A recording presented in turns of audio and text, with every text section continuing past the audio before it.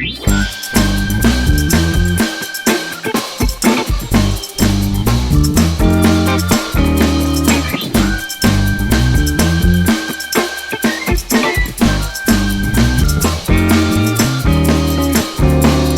makes me uncomfortable.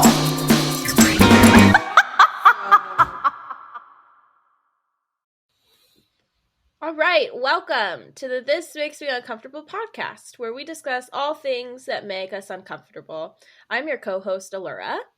And I'm your other co-host, Jade. It is springtime, everyone. Baby bunnies, growth, new life, flowers and shit. So we're going to make you uncomfortable today by talking about our bodies and our health and, of course, vaginas and all their upkeep, those life-giving beasts that they are. Gotta get those bikini bods ready for the summer. Am I right? So, before we actually start our episode topic, Jade, got any rants, qualms, complaints? Anyone make you uncomfortable recently? You make anyone uncomfortable? Yes, both actually. So I'll start with the discomfort that was done unto me. Okay, genetics is a bitch because I grew up with the Vietnamese side of my family, so everyone's wrist is like a dainty bird wing, like just a little sparrow, so delicate. But I inherited a lot of the Norwegian bodily features with the height and also the boobs, like the big boobs, like the fat meat sacks that will keep you warm through a Scandinavian winter. So that's been a struggle my entire life, not only in people making gross comments about it and assuming that they are for public use, but also just for bras. Because here's the fucked up thing. Mm-hmm. If you have, I don't want to use the word small, but if your breasts are on the earlier end of the alphabet in terms of cup size, you can walk into any old capitalist institution, Target, Walmart, if you want to go the evil Victoria's Secret route with all those bitchy workers in there. Yeah, you can go in there and you can find cute patterns and fabrics and lace and bows and all of this stuff to make you feel like a woman. And you can get it for fairly affordable, right? Like I see bras at Target for like $20 or something. If you are further down the alphabet, as I am, everything is so expensive. Like minimum $75. What? Yes. And it seems so discriminatory, right? Like, okay, genetics and nature gave you this larger chest size, so now we're going to charge you an arm and a leg for what is like 2 inches more of fabric. It's really not that much. But I think they know it's a niche market, so of course they're going to just highway robbery. So I spend on average like $100 a bra just because those are the only things that fit me. It's heinous and gross and I hate it. So I was just running bras ragged recently.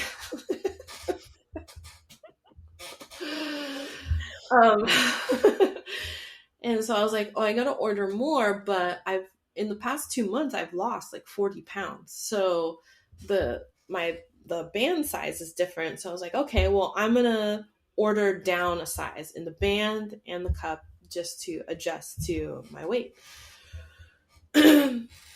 For some reason, the size below the size that I was wearing that was feeling too big now is way too small.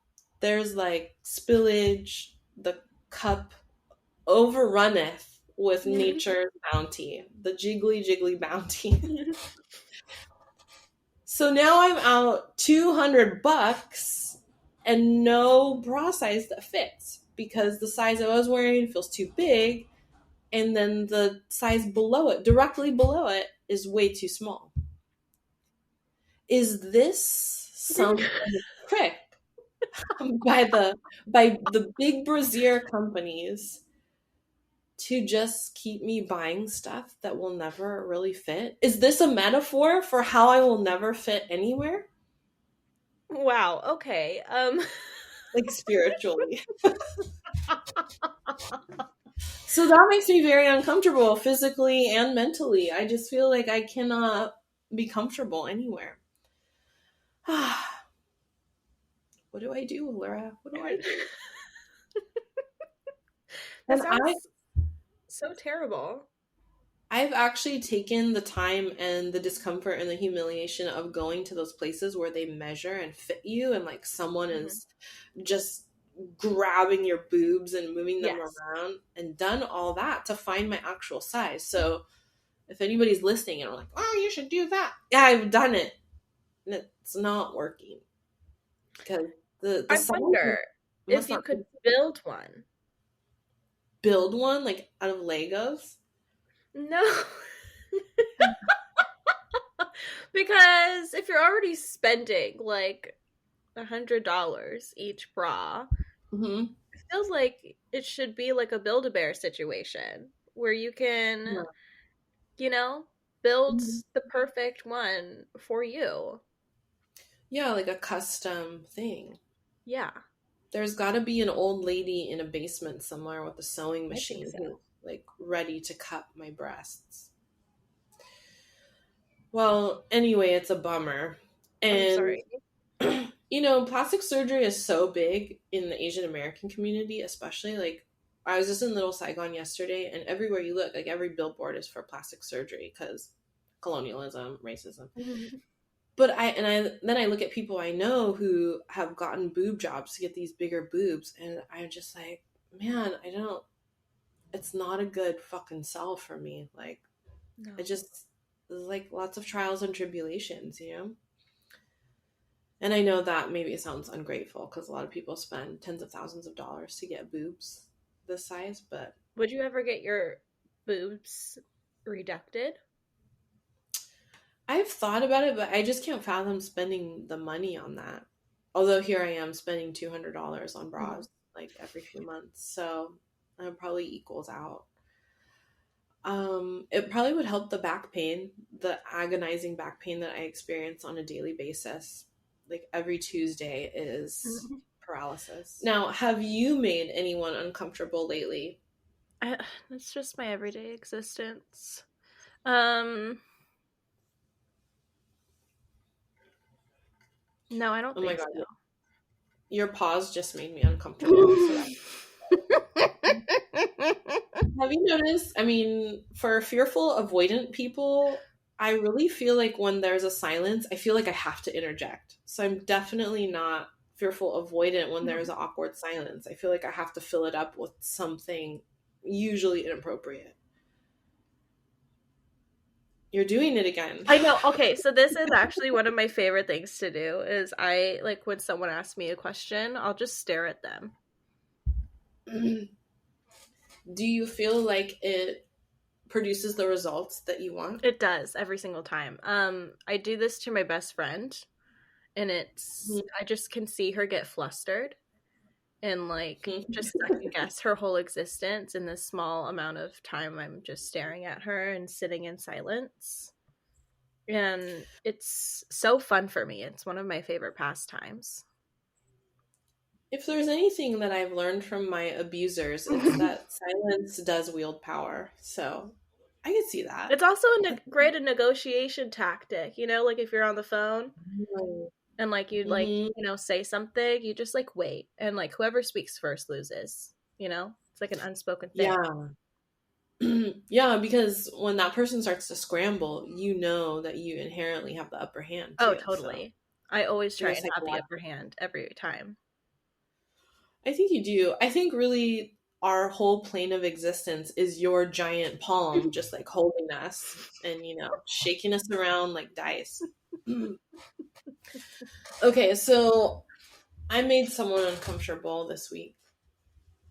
And it is one in a long chain of folks that I've made uncomfortable with this particular behavior or trait that I have. So maybe this is related to your silent treatment too. You probably had this before, but and I think many women in the audience, our vast audience of listeners, that might relate to this as well. It's when you have, I know it's problematic, but a resting bitch face. Mm-hmm. And you are not adhering to our societal expectation to like smile and be like, oh, what can I do for you? Huh? Can I suck your dick? Like that kind of like always service oriented facial expression and demeanor.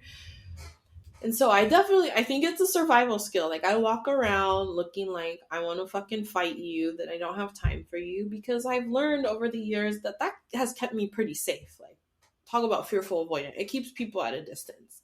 So I feel comfortable with that. But I'm trying to be a more involved and connected person, especially for my kids, so that they don't feel like they have to be afraid of the world as I grew up learning. Mm-hmm. So one of the things that I'm doing that is so uncomfortable for me is to volunteer at my kids' elementary school. Wow. Yeah, so not only do I have to interact with adults at an educational institution, which is triggering for me, but I also have to be around a classroom full of kids, which at the end of my volunteer service every time, I'm really happy that I did it, because the kids are fun. Like they're just their uninhibited selves, which I appreciate. There's no bullshit of this adult facade that people build up over time. Like they make me laugh, they're funny. I love a fart joke in equal measure as they do, because that's my maturity level.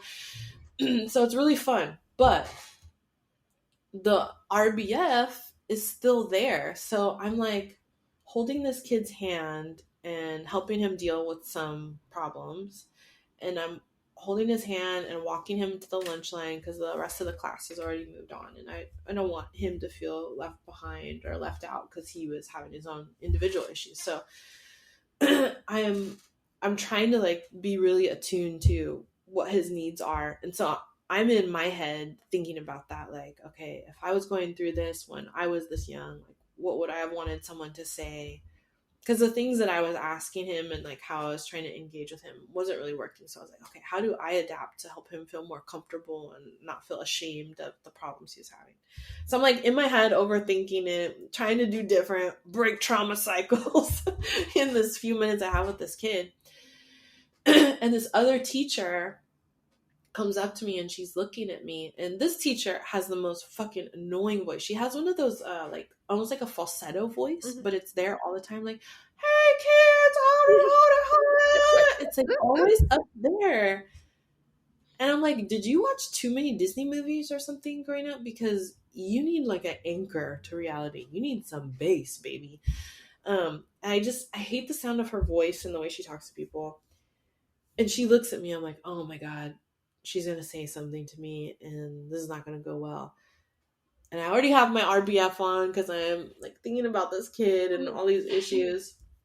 And she goes, oh, looks like one of the moms has lost her smile today. What can we do to get it back? I can feel like this whole history of people saying, how come you don't smile more? What's wrong? Give me a smile, sweetie. Mm-hmm. Like, it's a happy day. Nothing bad's going on.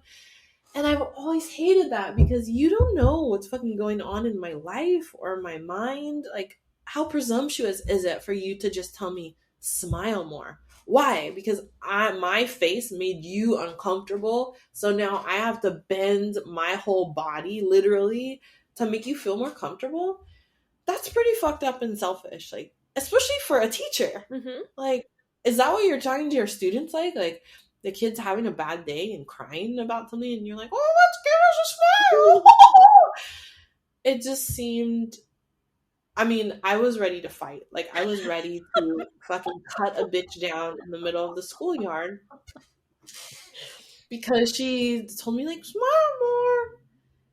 And I know that that's me making her uncomfortable, but moral of the story is it made me more uncomfortable, so she's the bitch.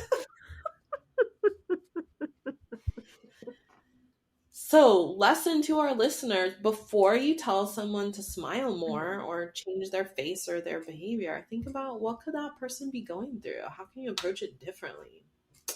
And to not Or don't project your uncomfortableness on others. exactly. Like it's so self-involved, I think. Uh but yeah, if she was uncomfortable because she felt like I didn't smile at her because I don't like her, then she's right. She's actually more perceptive than she gives herself credit for. Yeah, so the world goes round, we get uncomfortable, we make others uncomfortable. So much content for this podcast, Laura. Literally. It's just endless. Yeah, we are true creators. All right, so today, as we said, for springtime, we're going to be focusing our bodies, these reproductive meat puppets that are roaming the earth, ready to create new life every spring, so that the misery and the discomfort continues in perpetuity. Mm-hmm. So, should we start with our bodies? I think we should start with our bodies. How do you feel about your body, Laura?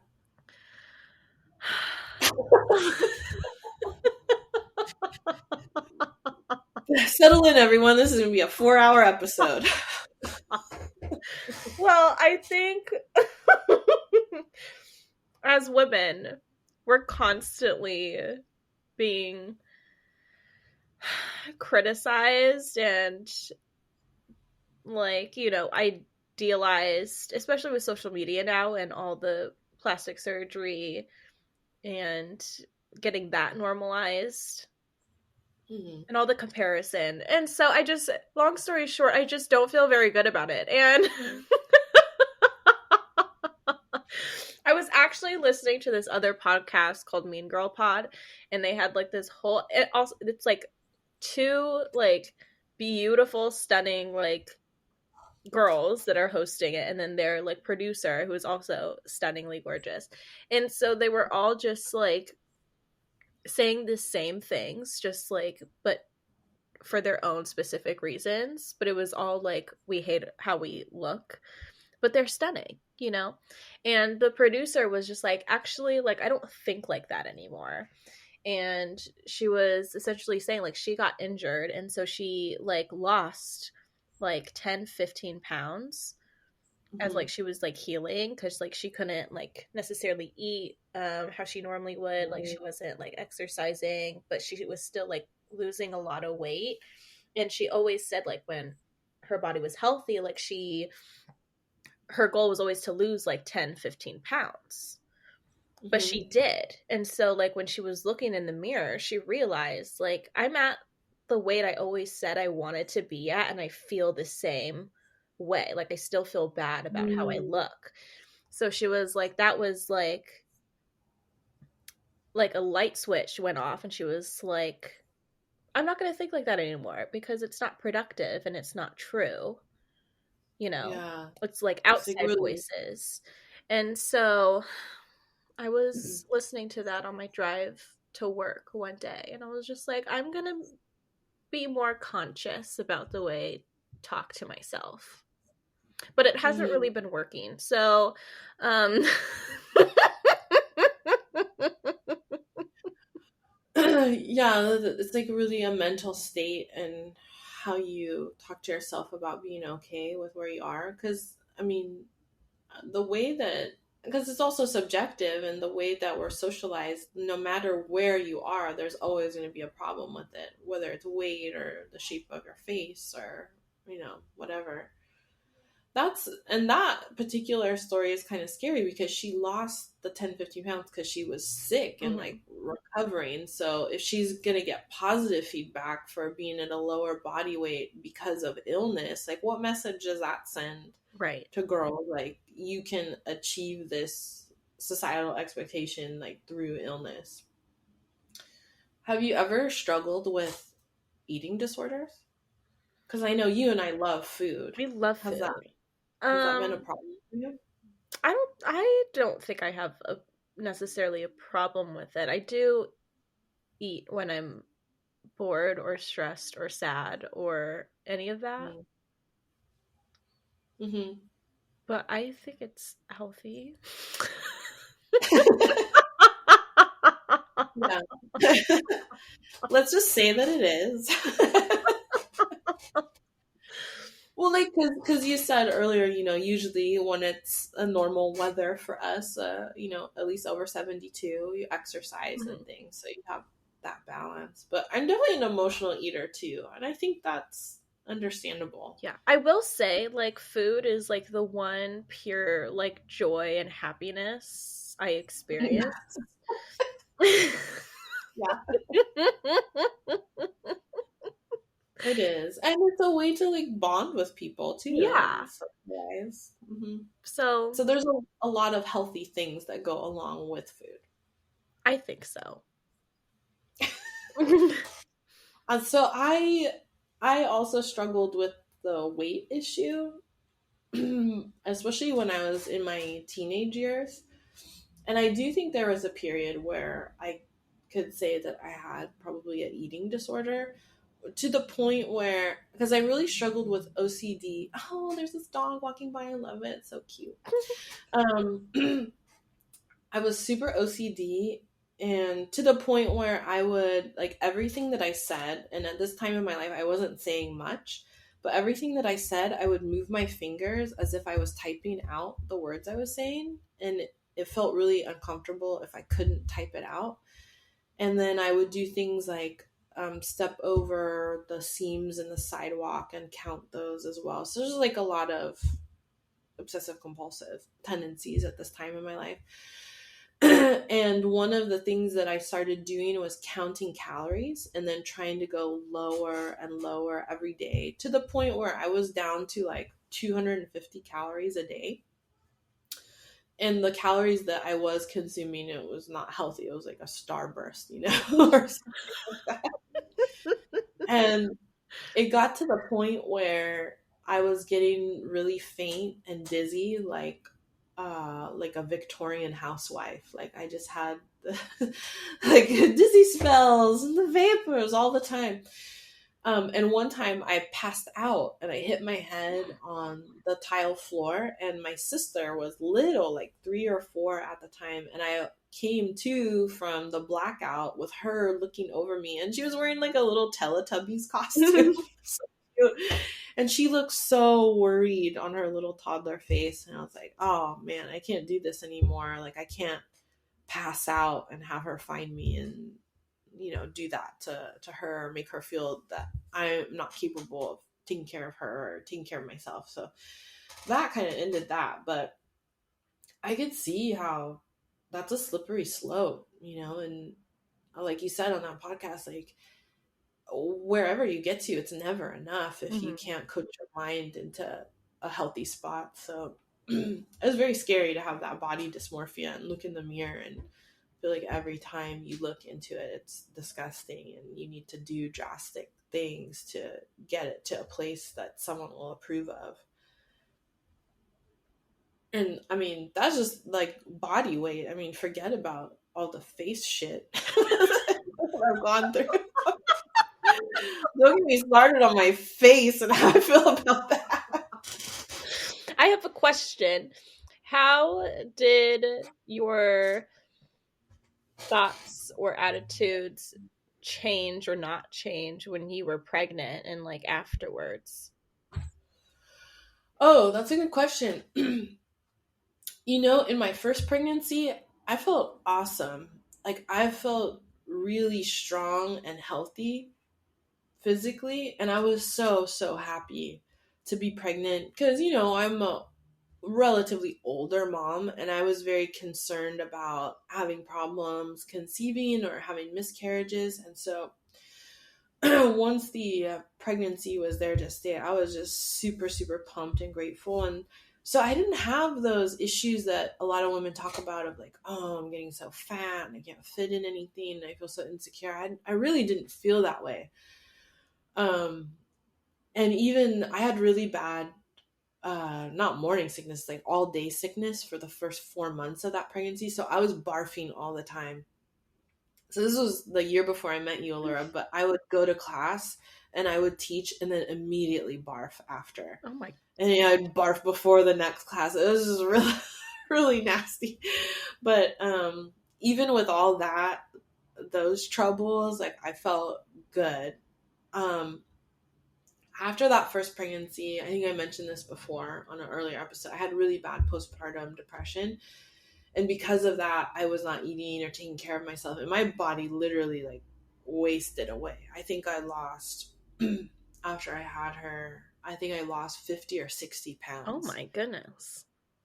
Yeah. And it was weird because everybody responded real positively. Like, oh my God, Mama, looking great. Way to bounce back.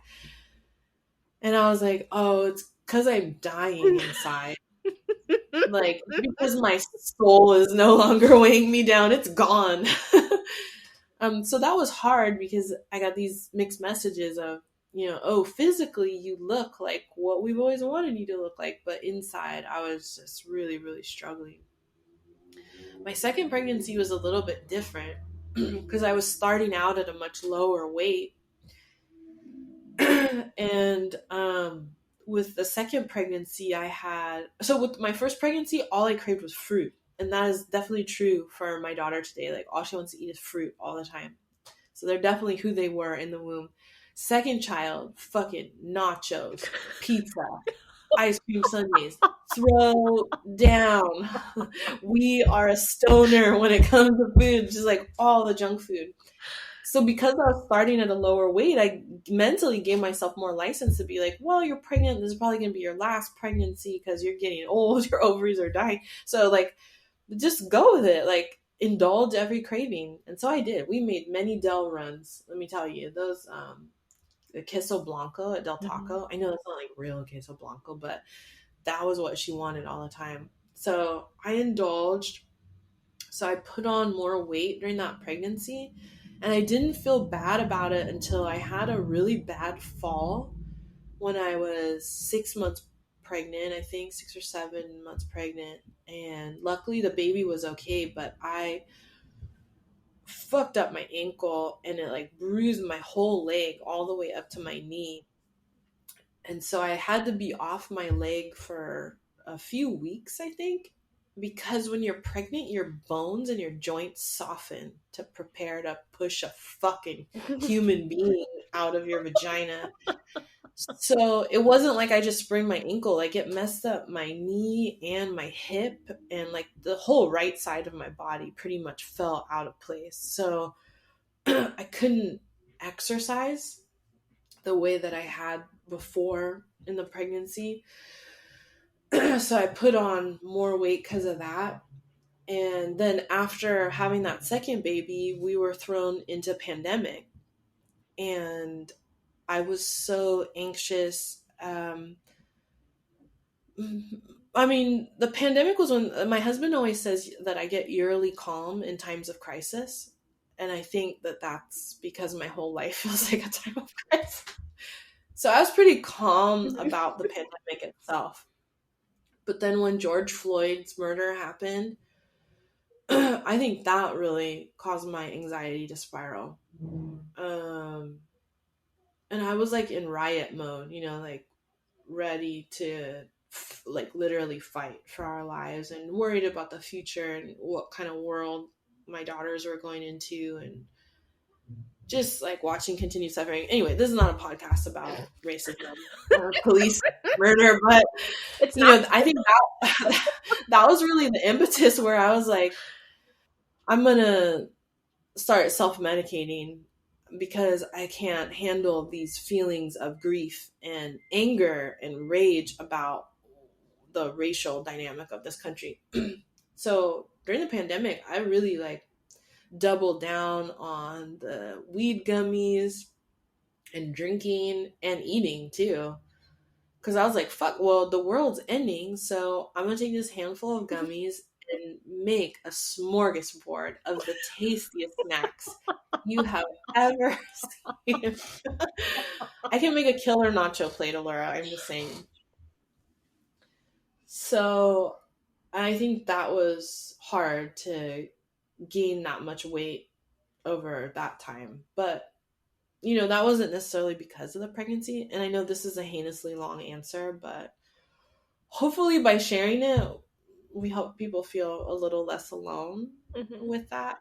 Because I really do think our medical system is fucked from the jump, but it really does a doozy on women's bodies, and especially pregnant bodies. Like, there's no support mentally, emotionally, or physically for recuperating after one of the potentially most traumatic things that your body is just quote unquote naturally expected to do. So I mean, I've only experienced a sliver of that. I know so many women go through so much more in terms of recovery, but and I had 2 C-sections and I recovered like a champ from the surgery. I got discharged from the hospital early both times. They let me go like 2 days early because they were like, "You're walking around, you're doing stuff, you can go home." Because all those other wussy ass bitches are just laying around being like, "Oh, my stitches." No, I'm just fucking. But you know, women's bodies go through a lot and we don't get support. So I think it's important to talk about this and let people know that whatever your body goes through, it's okay. And it's okay to get help. Like you deserve help. So yeah, does that answer your question? I feel like I'm just like traipsing through some landscape of my own memories and I don't remember how I got there. So I apologize for oversharing. I love when you go on these tangents and it's fantastic. Hey, so do you think you'll ever have a positive outlook on how you look like? No.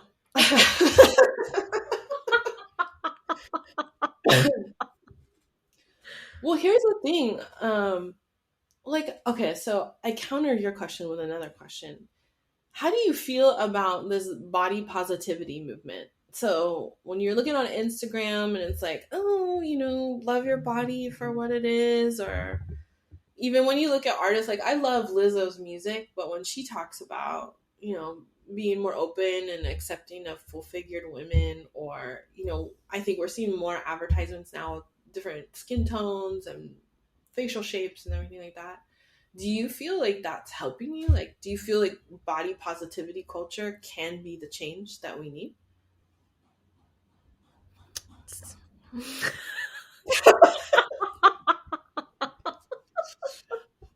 I don't know. I think it is helpful to kind of see. You know what? It hasn't been like on social media that's helped me. It's been like we were trapped in our houses for like 2+ years. And now that we're kind of like back in, like what has helped me is like seeing other women's bodies just in like real life and like, you know, like going about their everyday things. And we're all shapes and sizes and all of them are so stunning. And so that's what has helped me in kind of being like starting to be okay with how I look like is just seeing everyone else like in their natural habitat, like just walking around, going to their day-to-day lives. You know, because I haven't really paid attention to like the social media movement. I don't think social media movements are very well organized. So yeah, I was just seeing, you know, women in the wild, like realistic depictions of women and seeing beauty everywhere. Yeah. I like that. Okay, so let me ask you something about social media though, because I think, especially for younger women, that's where they get a lot of their sense of self. So I avoid having any image of myself on social media. I'm like, oh, let me show you a picture of my dog or this book that I'm reading because I have a mind too. And I know that you have some pictures, stunning, gorgeous pictures of you because you are stunning and gorgeous through and through. Even your cold, dead heart is beautiful to me. And put it in a glass case and worship it and light candles around it. When you post those things, I guess my question is twofold. So when you post it, how do you feel when you're sharing that depiction of yourself with the world, and then when you inevitably get comments, because I'm sure you do, because I've seen some of your DMs, does that influence the reception, influence how you feel about your body? Yes. So what has helped me is I've turned off like the like count, because I used Oh. to always judge like if I would like archive the photo or if I would just like delete it based on like the amount of likes that I was getting. So I've like totally disabled that, so you can't see like, I can still see like how many likes I get, but I think it was like the perception of others, like that they could see it and they could Yeah. judge. So I've taken that away. Yeah, sometimes I post for validation, but who doesn't, you know? And So does it validate you when people are like, "Oh my God, you look beautiful," or yeah, "Great outfit"? but you know, I never do it for like getting the male gaze. It's always like I want my girlfriends and like the girls that are following me to comment. Like that's what I'm really striving for. Like I want the girls to give me praise, you know? Mm-hmm. Cuz like I Yeah. hate it when like guys are like commenting cuz they're like, you know, couldn't care less. Yeah. Well, it just feels a little creepy when guys do it. Right. But I think that's the other side of the male gaze, right? Because Laura Mulvey says, or Mulvey, God, I hate being in academia. When you listen to people like, it's actually Mulvey. I'm like, fuck yourself. Anyway, what she says about the male gaze is that the insidious part of it is that we internalize it.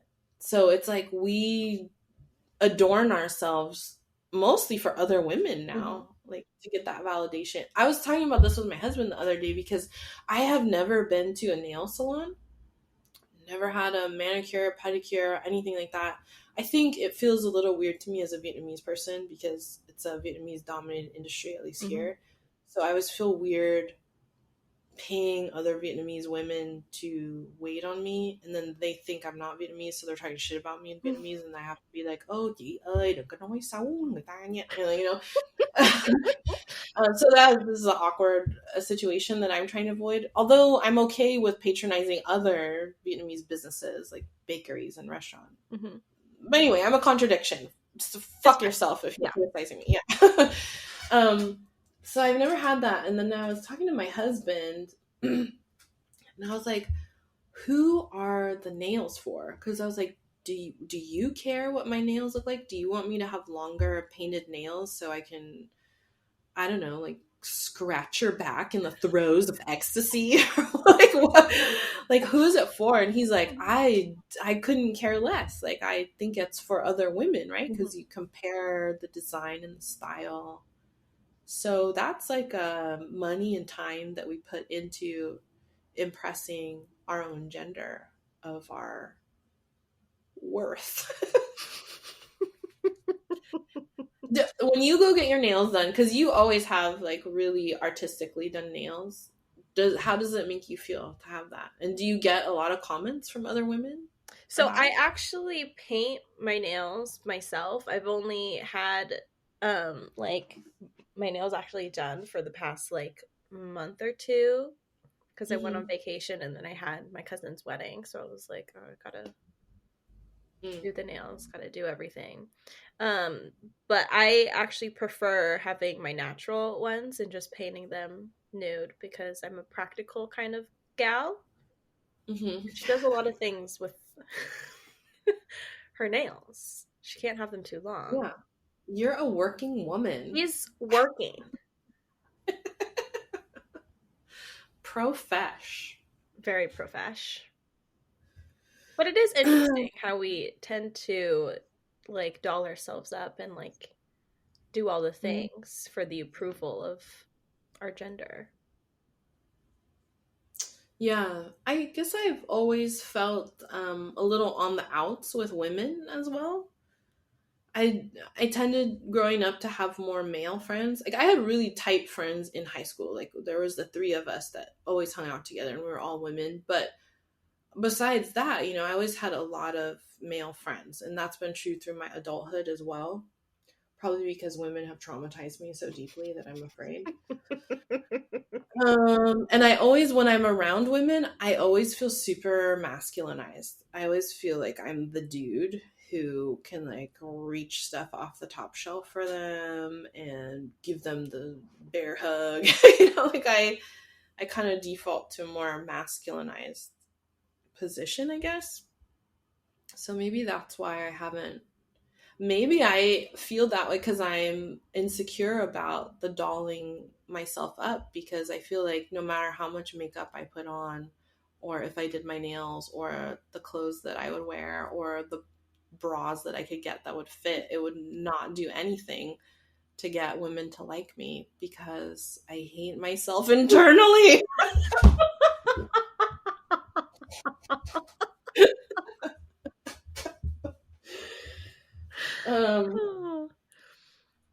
So I think that part of that internal self-loathing has really influenced the way I treat my health, though, too. Because I will delay doctor's appointments until I'm basically a rotting cabbage in the ground in the backyard. Like I tend to default to making sure everyone else is taken care of, but I will always suppress my need or my desire to get medical treatment. And with the dentist in particular, I think I went like 10 years without going to a dentist. Oh my goodness. And I still have never had a cavities, so wow. Yeah, it's my one genetic merit. But I will avoid healthcare at all costs. And I think our healthcare system is a little traumatizing. Very much so.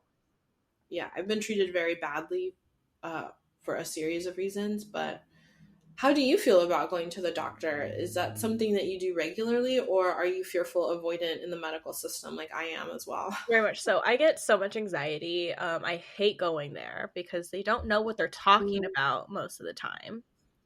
Mm-hmm. So it's fine. I mean, like, if there's, like, seriously something wrong, then, of course, like, yeah, sure, I'll go to the doctors, you know? But regular checkups, I can do that myself. I'm fine, you know? Yeah, you got a thermometer, you got a mirror. That's pretty much all they do. All you need.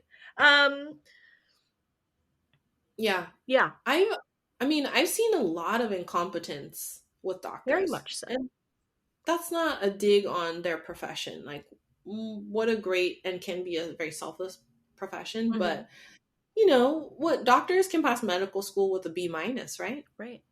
So I think I've just been getting all the B- doctors.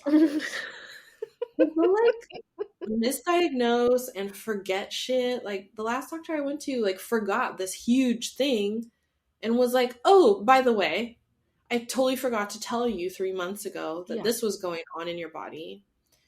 And I was like, oh, okay. So I could die. And you were like, oops, sorry, forgot. Just kind of slipped my mind. Yeah. Yeah, so it's bad. How do you feel about the dentist? I treat the dentist and the doctors pretty much the same. Hate going. I actually had like a traumatizing event in my childhood. Quick segue. So I had like this phantom cough like in the 2nd grade. So I would like literally cough like every like 10 seconds. Mm-hmm. Even though there was nothing wrong with me. So like that drove my mother crazy. And so she took me to the doctors. We did like allergy tests. Like they could not figure it out. And then they were like, I think your daughter has like a phantom cough or whatever. So then they like prescribed me like sucking on candy, like hard candy. And so whenever I had the itch to cough, I would just like, you know, have candy in my mouth and like have the candy coat my throat. It was a whole situation. What was your go-to candy? Are we talking like Werther's Originals or Peppermints? No, so it's like this lychee candy. They can be found at, Oh, I know, any yeah. of the Asian stores down in San Diego or Mm-hmm. anywhere really that's ethnic. Mm-hmm. And so, yeah, I would carry those around. I was the coolest girl in school because I got to have candy during class. Doctors know. But a byproduct of that is she had so many cavities in her mouth, obviously, for having Oh. candy. So I had like to do serious like surgeries and stuff. I had to be like put under like laughing gas. And I remember I like did not respond positively to it. And You're and so not a I laugher. remember like asking for my mom in this like dentist office while they're trying to put me down, and they bring in this random lady, and they said that Hmm. this was my mother, and I said, "Are you kidding me?"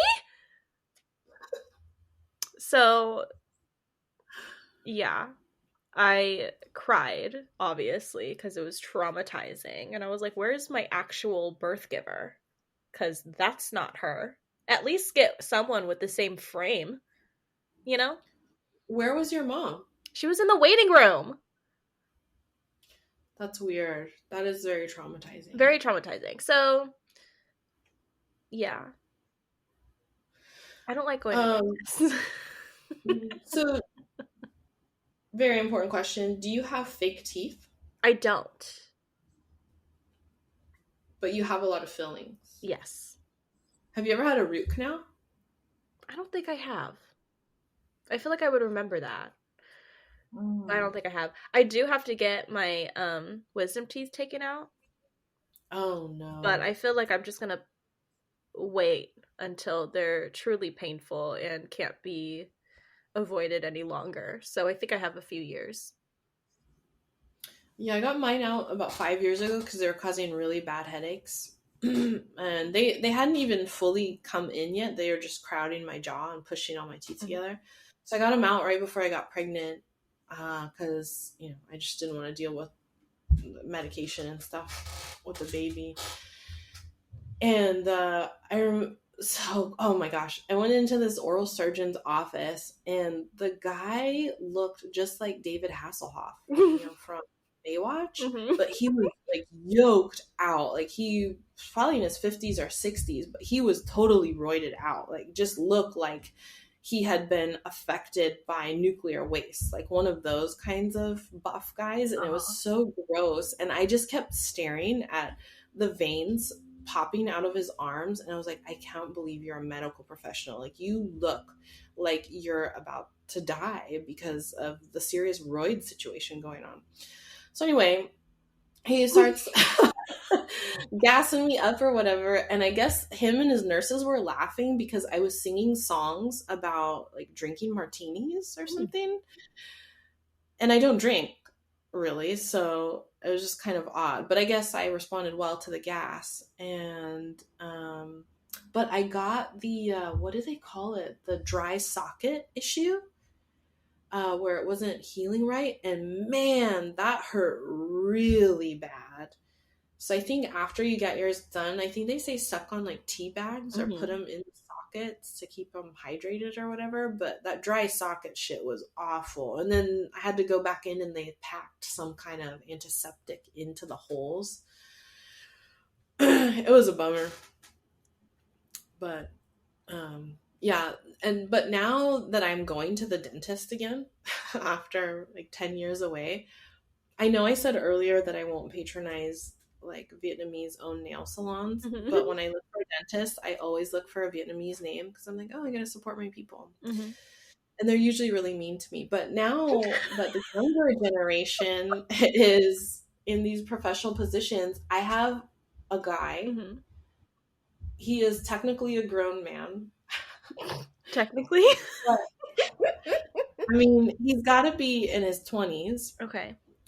And he talks like this. Hey, Jade, how are your gums feeling today? Like, he has such a bro Southern California voice that I'm just spending the whole time trying not to laugh at, like, his name is like Vin Le Fam or something like that. And he's like, yeah, okay. Yeah, so that's amusing to me. So that's an enjoyable part of going to the Well, dentist that's now. nice. Yeah, but otherwise I hate it because they don't give you toys anymore. I No, think that they should, don't. And they you just know. give you this stupid, like, toothbrush and small toothpaste, Hmm. and that's it. I was like, I want to look in the treasure chest like I used to. I don't even get the free toothpaste Are you anymore. serious? Yeah, Surfer Boy doesn't hand out freebies. That's so upsetting. Yeah. He's as frugal as my ancestors. It's fitting. Yeah. Well, in terms of health, I mean, there's two other big things that we need to talk about. Yes. Maybe you should choose where we go because I feel like these might be pretty in depth, long topics. I mean, there's mental health, which, Yes. I mean, where Hello. do we begin? And then vaginal upkeep. Oh, so crazy. What's funner? Let's do some vaginal upkeep and then we'll like end on a doozy of like, hey, do you need to seek mental therapy? Oh, Just yeah. I always love ending an episode with the suicide hotline number. very much so. Okay, so vagina upkeep. I want you to be my gynecologist. Oh, I do. So I think I texted you when this happened, but I went to go get an IUD in, and it was a very rushed thing, so I couldn't go to like the one I chose, and it was a whole situation. So I had to go to this one man, and he had the whitest name ever. It was like an Mhm. old money name, you know, and Oh. I immediately like looked him up, looked up his whole like history being a gynecologist. And my whole thing is like I just don't trust you if you chose to look at vaginas all day, True, yeah. you know, and you're a man. So that just makes me uncomfortable. So I was really dreading this appointment. I had to leave work early. I had to drive all the way up to like Santa Ana. It was a Wow, whole that's pretty far. I know. And yeah, it was the worst experience ever. He was like, "So, like, how long have you been with your partner?" And I was like, "Who said I had one?" Ugh, Very presumptuous. presumptuous. And then he was like, "Do you have You should any have been like, you what?" should have been like, which one? What day is it today? um, what else? Yeah, he was like, "Do you have any questions?" And I was like, "I do, but none that you could answer that would give me like, you know, I don't need your opinions or perceptions or expertise because you don't have any when it comes to vaginas." So, yeah. And then it was just the worst experience ever because it's so invasive. And he was like, "I'm going to talk to you while Oh I'm no. doing this," and like quite literally sticking my whole fist in your nether regions. And I was like, "Love that. Great. Awesome." My nurse was like this sweetest Asian lady. And I'm like, "Why couldn't you do this?" You know? Yeah, huh. He's Yeah. probably like, okay, step aside. I'm gonna do this. Yeah. And so I hate when they like scoot you up and you're already Mm-hmm. laying down there. And I'm like, okay, didn't invite you in, but it's fine. Um, Yeah. yeah. So I just wish that you were my gynecologist and really any person that Well, I mean, I have a PhD and I could I think YouTube some it's the stuff, so same. I think I'm as qualified as your old money doctor Yeah, there. I think so. Yeah. His name is probably like Franklin Herbert Wright the Third or whatever. It was definitely a third.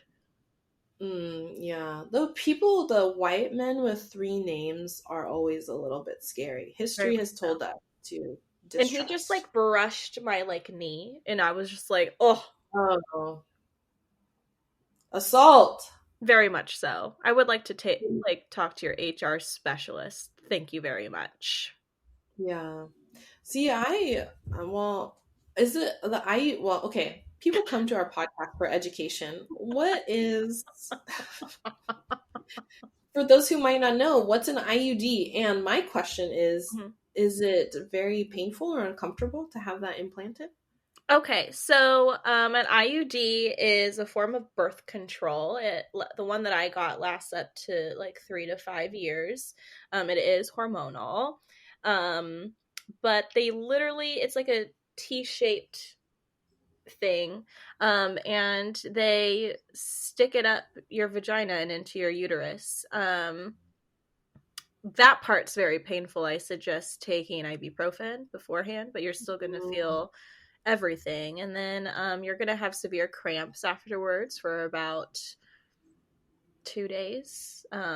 Bring a heating pad. And then you're probably going to bleed for about like a month, 2 months straight. But then after that, it's like all fun and dandy. Can't even feel it. Woohoo. I'm really dreading the extraction process. yeah. So we'll see. But yeah, I would recommend it. So now I it's all actually, boning and no babies. yeah, so I actually was like super against like birth control for a long time because I just didn't like hormones messing up Mhm. the natural balance of things. So I was gonna get the like non-hormonal IUD, but I was reading that it could potentially make your period symptoms worse. And I was just like, if I'm going to do this, I might as well get some positives. Yeah. So I chose the hormonal one instead. Um, and everything's been smooth sailing. It's been good. Well, that's good to hear. No crying babies in the background yet, so it's doing No. its job. Yes. Yeah. Um, it's amazing how on a daily basis women have to measure risk and reward with our health Hmm. and just our everyday maintenance. I I was the same as you. I really was distrusting of birth control and the way that it affects our physiology, really. And I, okay, so Debbie Downer aside, if anybody's interested, you should look into the history of Puerto Rico and the testing that the pharmaceutical corporations did on women in Puerto Rico in, I guess, probably like maybe the 60s as they were developing birth control pills. They basically sterilized almost an entire generation of Puerto Rican women, testing all these hormonal concoctions on them. So birth control has a really fucked up history, just as all of human history has on experimenting on women's bodies, especially women of color and black women, indigenous women, all that. So that's a fun aside. So I brought all that into birth control too, and I actually stopped taking birth control for a long time because I was also, when I was younger, I went to male gynecologists, and there was one. This was before Kevin Spacey turned out to be like a sexual assaulter, but I had one that looked like Kevin Spacey, and then I just got weirded out because it was like having Kaiser Soze look into my loins and then Hmm. prescribe me a pill to like control my body, and I was just like weirded out that men are prescribing pills for women's bodies and what they can and cannot do. So that was very disturbing. And then I switched to this gynecological and OBGYN group when I was trying to get pregnant that was all women. So all the doctors, all the nurses, all the receptionists are women. And that was great because I felt like they understood and they'd actually listen to me. And aside from a couple weird things that happened when I was in the delivery room, where like the doctor asked me, "Well, what do you want to do?" And I was like, "What? You're the doctor. You tell me what I should do." And I had been pushing for like 4 hours by that point, and it was like hour 30 of labor. And I was like, "Why are you asking me?" Um, But I stopped going there because I went to an appointment where I was having like all kinds of problems after my second delivery and blood clots and pain, like all this gross stuff, which, like you said, like you can expect bleeding for a month or two afterwards. It's amazing how many times as a woman you're told, well, you're going to bleed for an extended period of time, but it's okay. It's normal. Like that's just part of our lives. So this doctor, a young woman, a woman of color, has the audacity to pull out a blank piece of paper and draw for me ovaries and a uterus after my second baby. Okay, so I've had 2 children by this point. I'm an adult woman. I'm older than she is, and she's drawing for me basic female anatomy. And I got so pissed because I felt condescended to.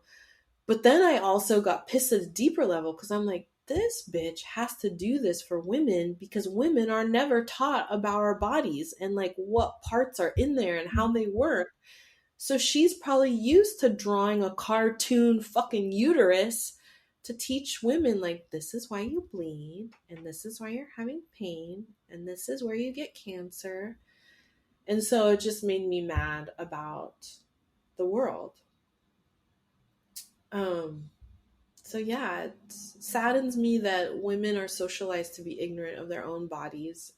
And hopefully that's changing now because things have been up for voting and we see that Congress is a bunch of old men making decisions to regulate the female body and police it pretty much. So I think young women are becoming aware of that and taking action, which is good.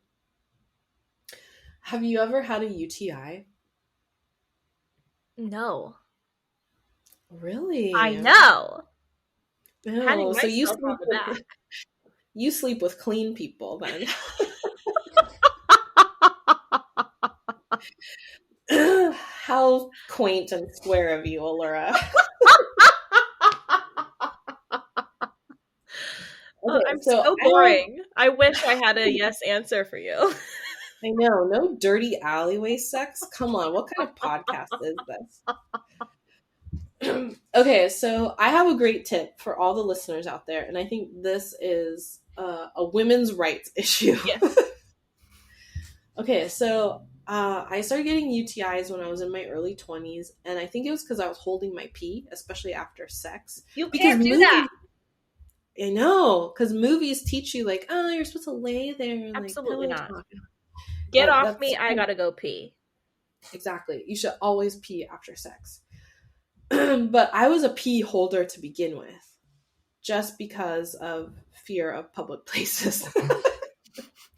And fear of my own body and wanting to punish it. Okay, so you should never hold your pee. It's really terrible. You can actually drive your body to the point where you have to have a catheter and stuff if you hold your pee too long. So I want to use scare tactics to educate our listeners that you should. It's effective. It works.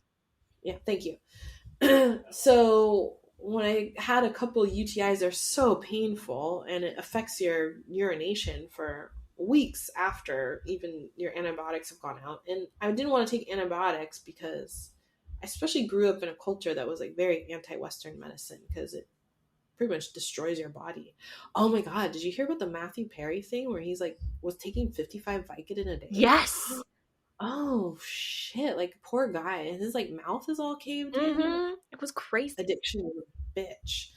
Anyway, so yeah, Western medicine, bad juju. So watch out for those antibiotics.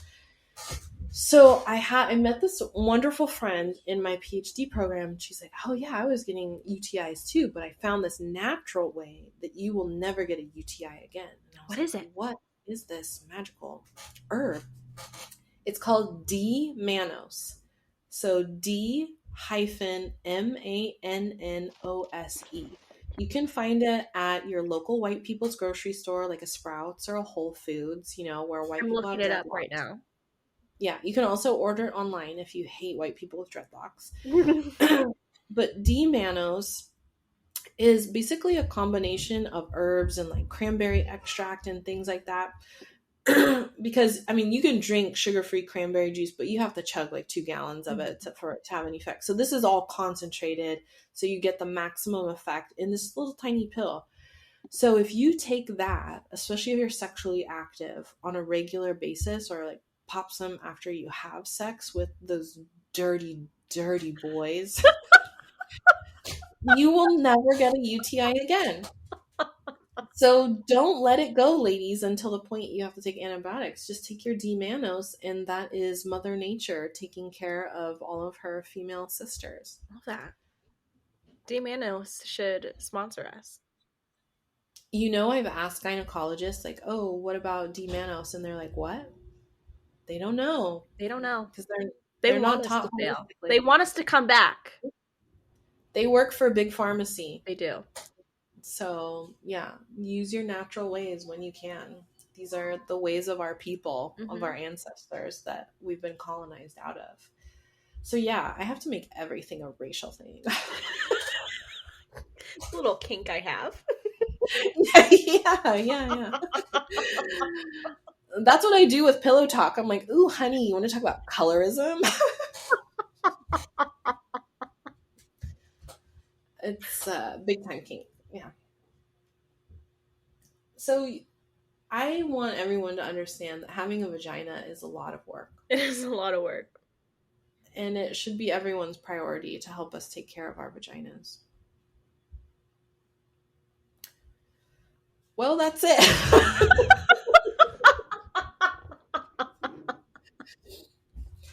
Okay, so Allura, I know we were going to talk about mental health today too. And I feel like there's so much to say about mental health, and we do talk about it in pretty much all of our episodes because we need trauma.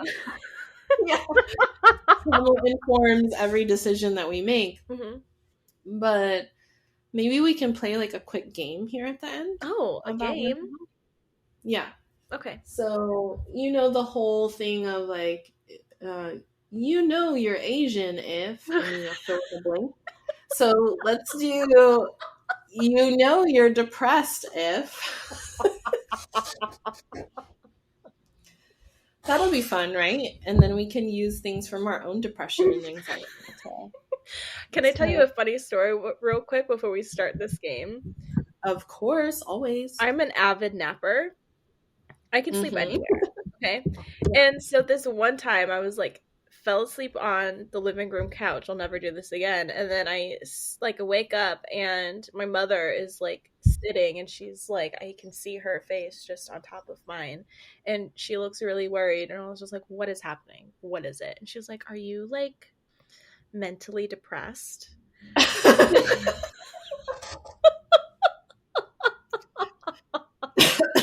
And then you said yes and went back to sleep. Yeah. So I was like, can you be physically depressed? Why did So now that's just a joke we tell each other whenever we're even remotely sad or displaying any sort of depressive behaviors. Did you ask her that in return when you were eating that plate of fried chicken? Very much so. I say it to her all the time because now she's really going through it. And she was like, I think I am. Oh, then it's not funny anymore. I know, because it's fine. But yeah. Way to kill it, Steph. Okay. So game time. So I guess the first one would be, you know you're depressed if you take long naps everywhere you go. Yeah. Guilty.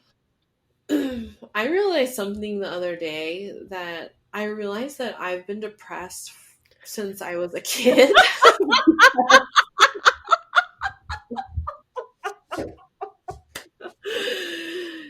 Because, you know, the Beach Boys? Uh-huh. Their music, which usually brings joy to others, always makes me involuntarily cry. Oh. Have you seen their, I think it's called Love and Mercy. It's kind of like a documentary-esque op-ed about the Beach Boys. I know, because I would be crying through the whole thing. Yeah, it's super sad. So. Oh, great. Watch it. Thanks. I think it would give you a reason for why you're sad. You know what I've been watching is the show Reboot on Hulu. It's a very meta show about writers and actors that reboot a sitcom from the Oh. early 90s. Mm-hmm. And it's very funny, but the one very uncomfortable thing for me is that Johnny Knoxville is in it. And that's someone that I used to fantasize about boning, like back in the day, the Jackass days. I was like, ooh, bad boy. He's got Converse on. He has a full head of gray hair now. Oh. And his eyes are like sunken and he has wrinkles. Oh, so and he's not like a silver fox. Not exactly. He still has the same charm, but it's just very disconcerting for me because it makes me confront my own mortality. Okay. Yeah. So, you know you're depressed if, Allura. Yes. You know you're depressed when you're forced to see your middle school guidance counselor.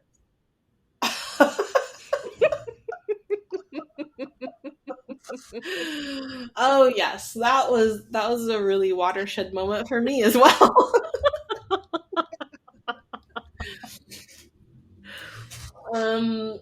You know you're depressed if people are commenting on how long it's been since you took a shower.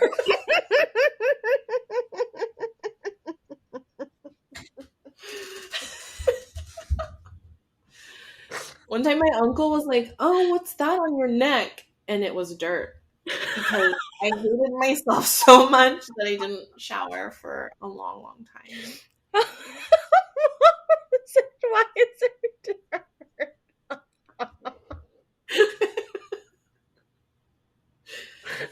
I really just wanted someone to see me.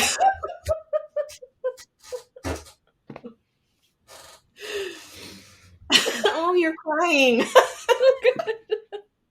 This is the best game ever. I tell people snippets of our show, and they're just always so worried and concerned. And I'm like, no, but it's funny. And they're like, but is it? Yeah. No, not really. It comes from a core of sadness, but oh my goodness, I'm out of breath. Okay.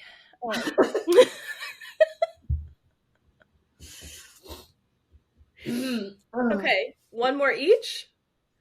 Yeah, let's do it. Okay, let's see. Oh man. You know you're depressed. I'm trying to find a funny one. Oh, they're all too sad now.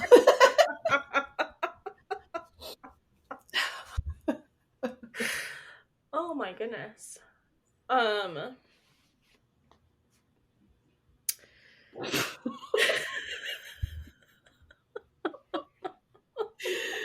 The options running through my head right now is just a cornucopia of awesome. I know. I'm trying to make sure when this is released, people don't send welfare checks to our houses. Well, it's springtime. Yeah. Kindness is in bloom.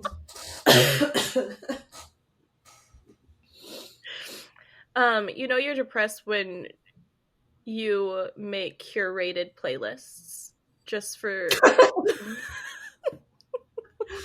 one for my funeral. Yeah.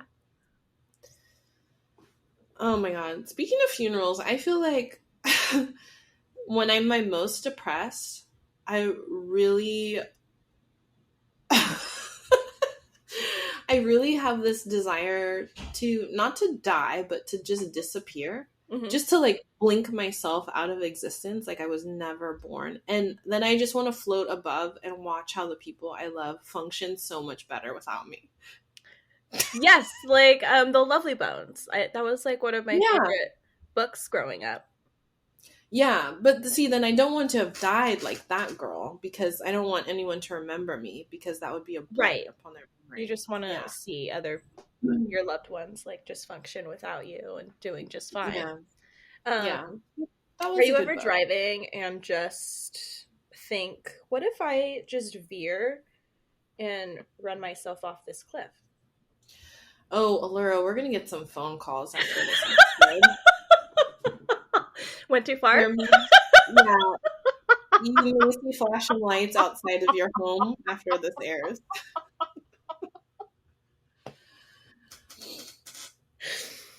But answer to your question, yes, yes, and yes. I also imagine like Final Destination stuff. You remember that one where like the logs bounce off the logging truck into the windshield? I think about that a lot.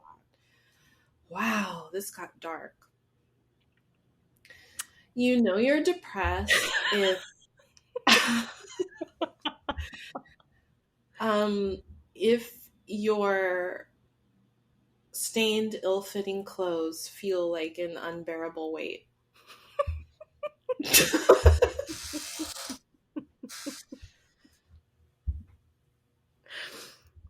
Oh my gosh, I love making you cry from laughter. It's a true joy. Oh my gosh, this is the best thing that's ever happened to me. This is so funny. God, maybe that should be a regular segment. I think so. I think we should find different topics and end each episode like this. Yeah, well, I think now we got to do the you know you're Asian if. Oh, totally. Yeah, we should make a list of things that we have in common and riff, baby. I love that. It's like jazz. Depression was the one that kick-started it.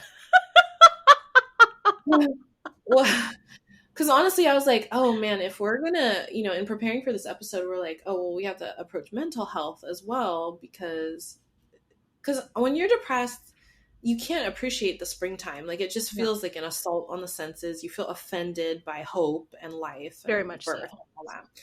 And I was like, okay, we're going to talk about mental health and therapy. And I just realized in all my different iterations of therapy, including the current one that I'm in, I'm always fascinated by how shocked the therapist looks when I say how I feel.